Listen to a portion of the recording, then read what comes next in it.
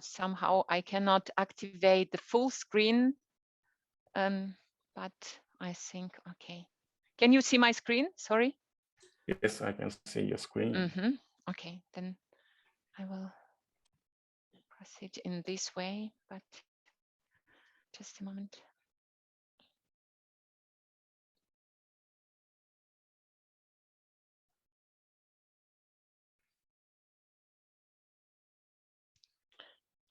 Konnichiwa. Hello, everybody. Thank you for this possibility to talk here before this great audience. I'm really thankful for your interest to the situation in our country, especially now. And dear Shogo-san, thank you for organizing this meeting today here. My name is Maryna. I'm living since 20 years in Germany. I have studied here, have my family here, a small daughter. And I want to tell you today about activity which our German Ukrainian community doing here in order to support Ukraine. So if we go to agenda, just a couple of words about our community here. Then how we see this war in Ukraine, what are the consequences for the people living there and also here in Europe. And the main part is about how we as community support Ukraine and my private lesson learned at the end. So our German Ukrainian community is 7 years old. We created this community in order to sustain our traditions, Ukrainian traditions, our cultures. We organize kindergarten and school here in Karlsruhe on Saturdays for our children so that they can learn our language, native language Ukrainian, that they can communicate with each other. It's a big step for us people living here. For sure, we meet each other, we make sport events, we may make or made grill party in the past, and we take part as community in cultural events from the city Karlsruhe. We integrate us in this society, German society. We show, for example, our traditions, our menus, etc. at these events. It was in the past, but so at 24th of February, the war starts. And this is a great shock for us, for Ukrainians, how it could be. But not only for us, but for German society as well. As you can see here, the map of military activities, the whole territorium of Ukraine is in danger. So nobody is safe because the military attack happens on the whole territorium as eastern, but also in western parts. It means that the thousands of civilians are killed.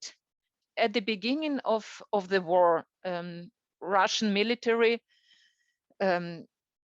attacked infrastructure of the Ukraine, but nowadays nobody is safe because all the people have to suffer under this military attack.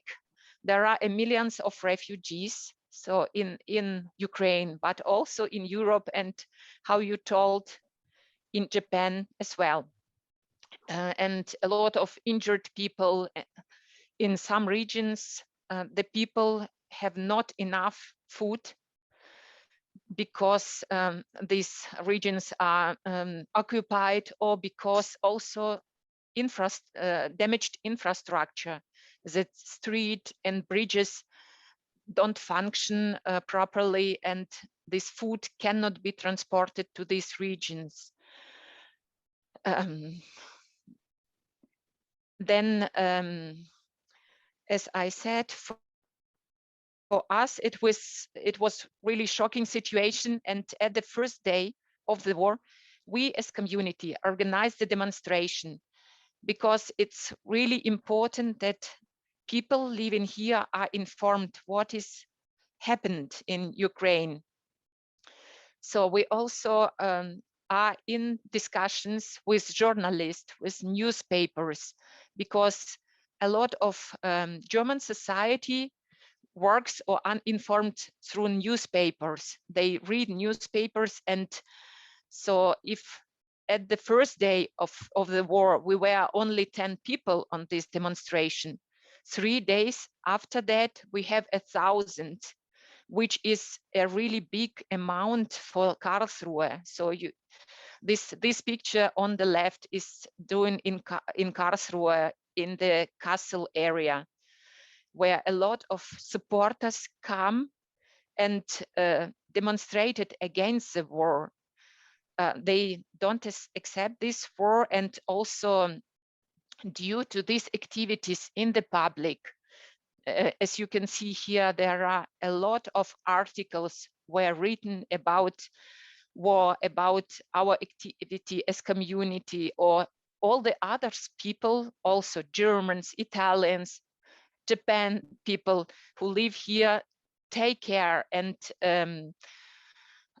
want to do something against this war. All these people help us to organize this help for Ukraine.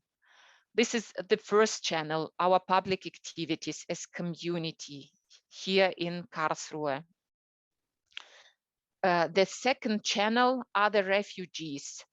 Europe is much closer to Ukraine. And so in Germany, we have also a lot of refugees from Ukraine.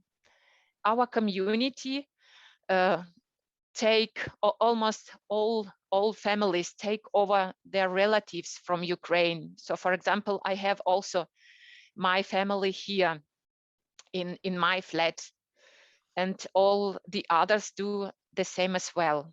But we have more than 3,000 refugees here in Karlsruhe region. It's only official figure. And the assumption are that the figure is much, much bigger. And we support these people when we speak with the city council, for example, Karlsruhe, Bühl, where I'm living, and all the others. We represent the interest of these people. And on the beginning, the governmental part come to us and asked what support is required for your people, which will come to us. And we were in this discussion concerning how we will find the accommodation for people. For example, Karlsruhe organize big halls, exhibition halls, for example, and similar, where a lot of people can find accommodation for the first days. But afterwards, also a lot of people, citizens from Germany, offered their places, their rooms for our refugees to live in. And so we supported here just to organize this communication, to look which families come to the region, which flats are required. Also a lot of not governmental organization are involved in this cooperation with us. For example, sport clubs provided cost-free lessons for our refugees, so that children are integrated and can come to these sport events. Also, for example, the transportation here in Karlsruhe in Germany are cost-free for refugees.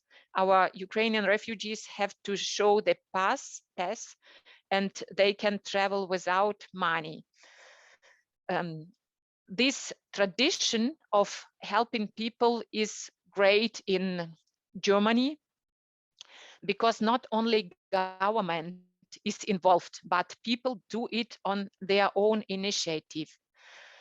How we help as German-Ukrainian community is also, we have a warehouse, meanwhile, where we collect our humanitarian aid, and one part of that we share with our refugees, which come and ask for clothing, for food.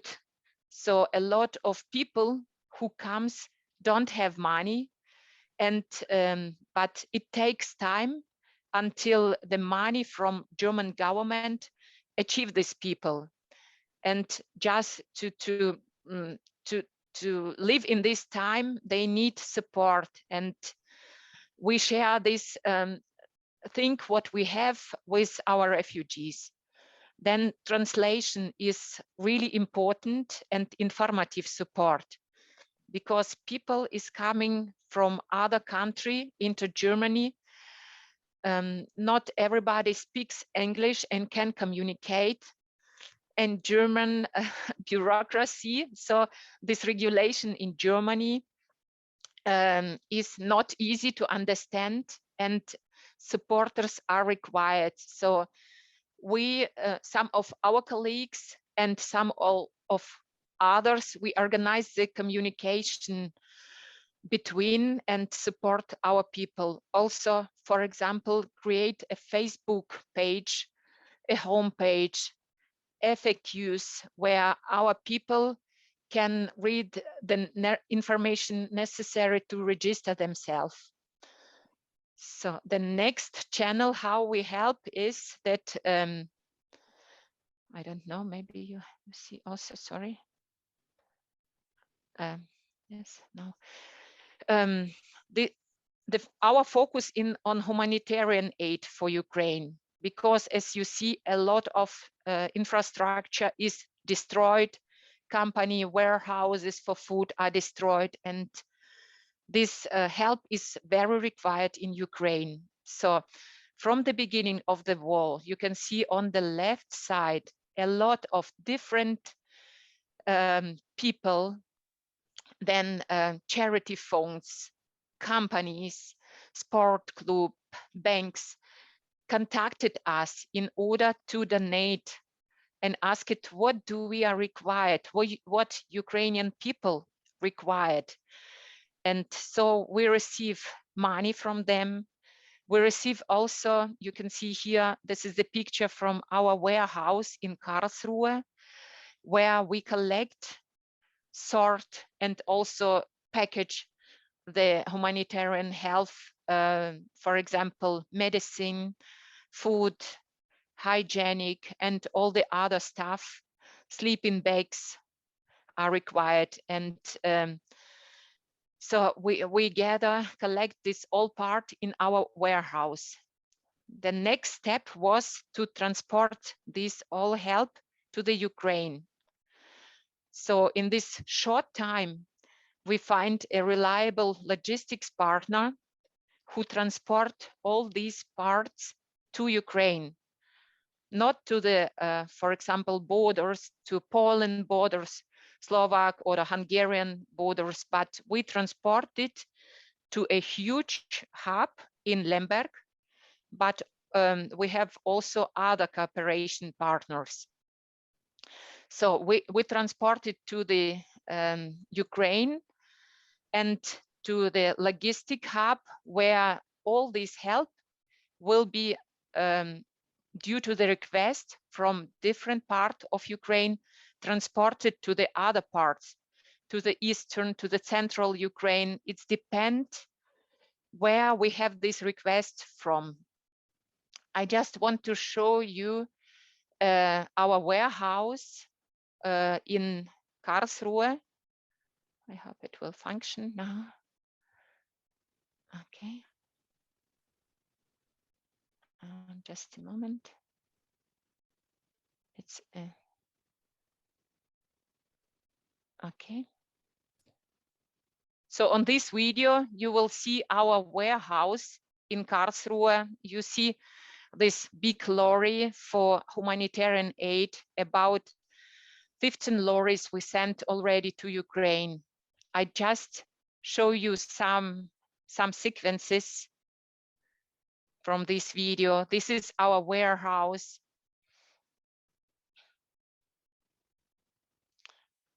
It's me explaining to the people what we are doing. We collect medicine. We have people who sort this medicine and write what is this medicine for. Then behind me, you can see the goods and also the refugees which come with children to our warehouse and who receive food or what is required. And so where was it? I think it was here. And also you see our supporters. So our supporters are the people from Germany who lives here. These are immigrants. Our warehouse is not perfect. We have small corridors, and all these about 150 tons of humanitarian aid we received from Ukraine were organized through our warehouse. And also, I want to show you the homepage where our donations go in general. It is this hub in Ukraine. And due to this hub, it will be shared in the whole Ukraine. So we have here, for example, these reports where the goods were transported after that. So there is a possibility also to help. The donors are listed, and also the possibility how the people can help. So I come back to my slides. On this slide, you can see the overview, what we, through the help of people who want to help, we organize. So I want to say we are approximately 10 coordinators, people who work. So we are not professional in this field. And for us, it is really huge amount of help what were collected in that time. So 3 ambulances, for example, starting on the left side, were collected and sent to the organization Hospitaliere, who this organization is working in war regions and save life of injured people.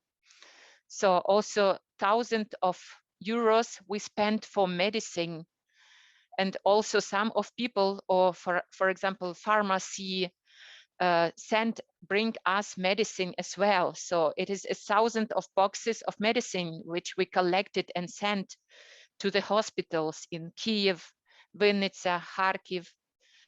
As I said, food is essential for people in Ukraine now, hygienic products as well. So we invested also thousands of euros for food purchasing, and also crates with foods were sent to Ukraine. For sure, refugees and children are our focus as well. So we have organization in Lemberg which taken care of refugees and children. I will show you a video after that if I have enough time. So what they are making, they meet hostels for the refugees. Then we care integrational projects here in our school and in our kindergarten for the refugees. Here you can see some pictures of our warehouses. This in the middle, one hospital from Karlsruhe sent us medical devices and tools for the Ukraine. It's shortly what we are doing. So nowadays we have the problem that the donation have decreased dramatically, and we are searching for the new sources for that. So our ideas we have nowadays, in 2 months of our experience, we have serious organization which we are working with. So we are working, for example, with charity funds, with hospitals directly, with church, with city council, with refugees camps, where we can provide this help directly. So, and we as a community registered here in Germany are obliged to provide reportings, so that donations which were spent to our organization will be provided to other organizations with humanitarian background. So we look for this serious organization, and our idea now is just to contact concrete, targeted the companies here, the churches, the hospitals, and offer them to work in the project for the concrete request from the Ukraine. We have all others ideas as well. So, but as you can see, this is a dynamic field and everything is changing, and we need to be flexible. Unfortunately, I don't know how many time I spent already. So my consequences is that war don't know boundaries and nobody is safe. So as well, so we here in Europe, not we as Ukrainian, but European people have to pay for this war. So for example, now when refugees comes, they need help and all the others. So nobody is safe. We don't know how the war will develop in the next steps. So it is in our interest of society, world society, to protect the peace and to fight for the peace, because it's nothing is forever. So peace must be protected and everybody can help. So we have people as me, for example, who is just a worker, but as you can see, due to the supporters, we could organize a huge support for the Ukraine, which is really needed, if and everybody can help. I think I repeat me, so I will finish for now, and maybe I will ask your questions afterwards, concretely.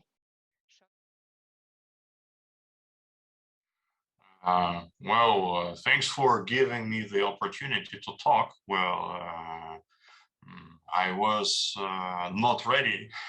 But of course, it is always my pleasure to share all sorts of information or feelings.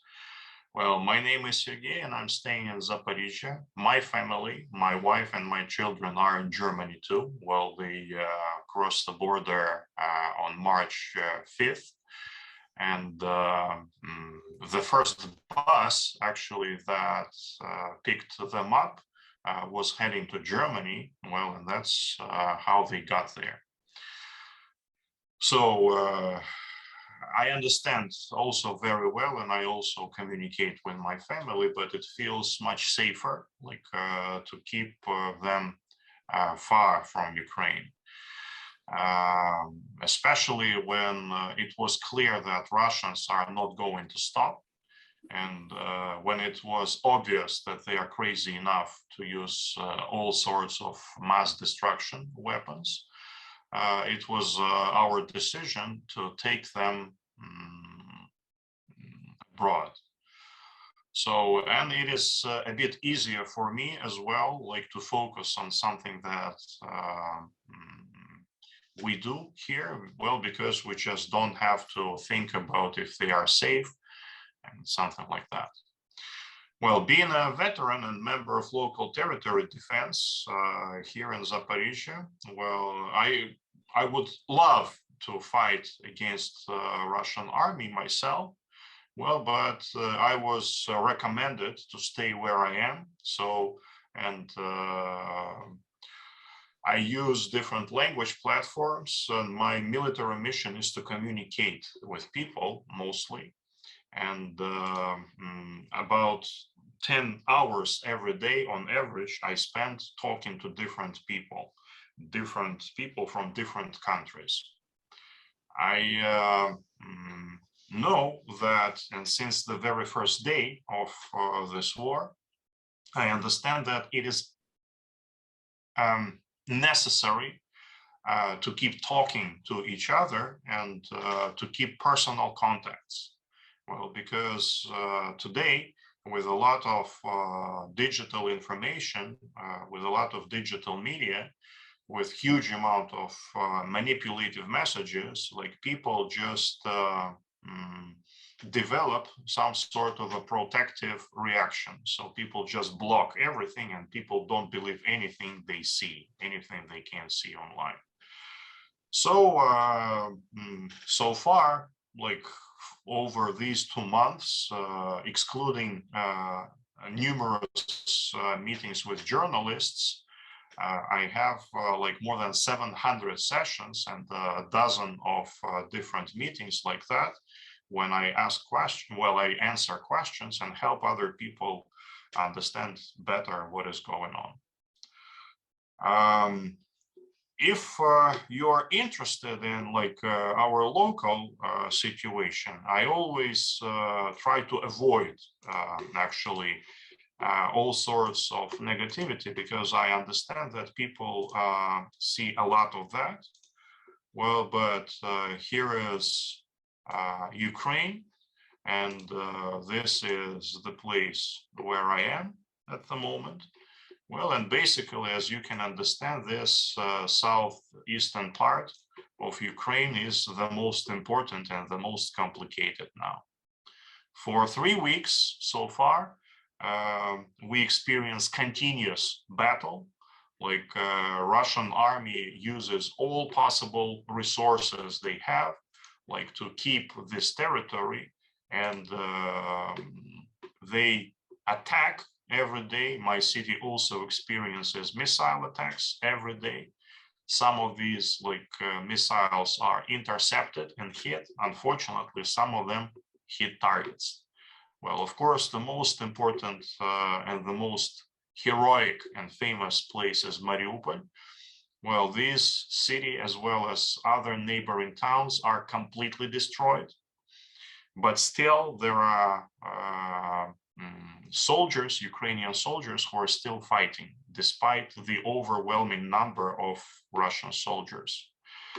Well, another place is here, Kherson. Well, and the third one is Izium. My city was lucky to have the most time to prepare and protect us from Russian aggression. So this is a big industrial city, and it is one of the important places that supports Ukrainian army, and became a humanitarian hub. From all of this territory, every day, like we accept between 1 and 10,000 refugees from the occupied territories. So they come to Zaporizhia. More than 100,000 people stay here. Well, but most of them, they continue and they move to the west of Ukraine. And some of them proceed to other countries. And altogether, it is estimated that about 8 million Ukrainian people, and mostly they are women and children, they are internal refugees, so they are staying in the west of Ukraine. And more than 4 million people cross the border, and they are in different other countries. Together, about 12 million Ukrainian people are displaced. And this is more than 25% of the whole population of Ukraine at the moment. Well,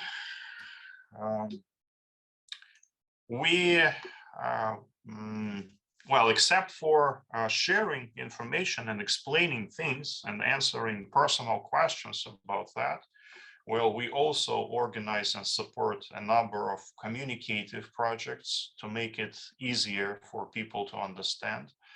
Like one of them, one of the recent that was published is for kids. well, we noticed and we actually developed painting books. It was necessary when we started getting refugees from Mariupol. We realized that there are a lot of children, and that was necessary to switch their attention somehow.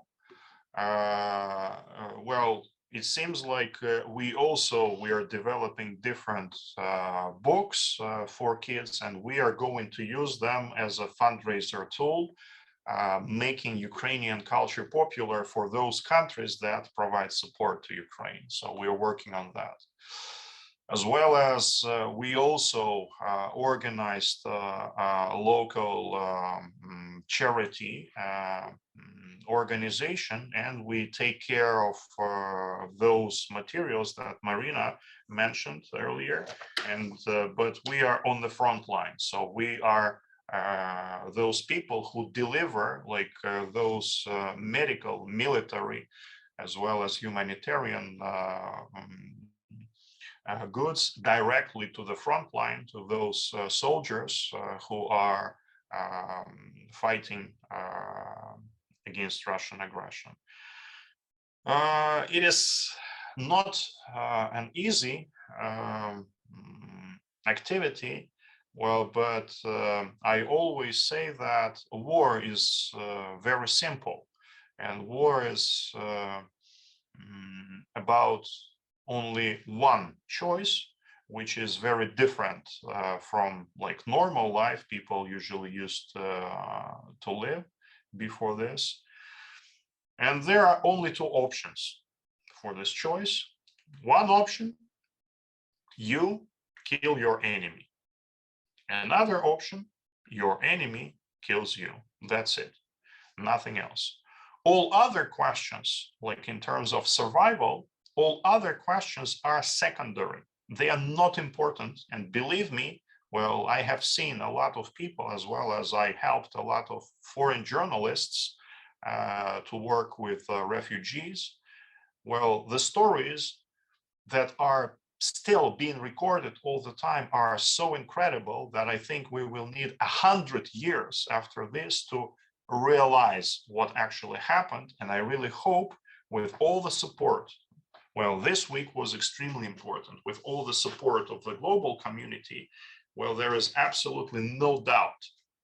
We feel that, and despite all the difficulties, all the situation here in the southeast part of Ukraine, well, we feel that every day is more and more positive.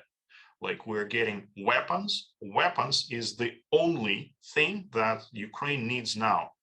Well, because the rest is secondary. Well, and we actually see that European countries and the alliance of like leading countries and the recent American Lend-Lease Act were extremely important, and all necessary military equipment is arriving at an extraordinary pace. So the decision is made, and there is no future for Russia anymore. It is absolutely definite. Unfortunately, we also have to understand, and we realize it very well, that today's Russian army and Russian political regime is a wounded animal, and unfortunately, it is still very dangerous, and they can bring a lot of destruction. And we are always ready to meet any other cases, including nuclear weapons use. Well, it can happen all the time. Well, but we also realize that Ukraine is paying the price, and Ukraine is fighting not only for our own lives. Our lives are short and they can be taken every next moment. Ukraine is not fighting for its wealth because it has already been destroyed, and it is estimated that current losses, direct losses of Ukraine's economy exceed $1 trillion so far, but we are fighting for the rest of the world, for the civilization. And we also try to keep this connection. We feel that even on the battlefield, we are part of that civilization. And Civilization has only one efficient way of building up and developing: communication. Well, we have to talk more to each other and we have to understand each other better. That's it.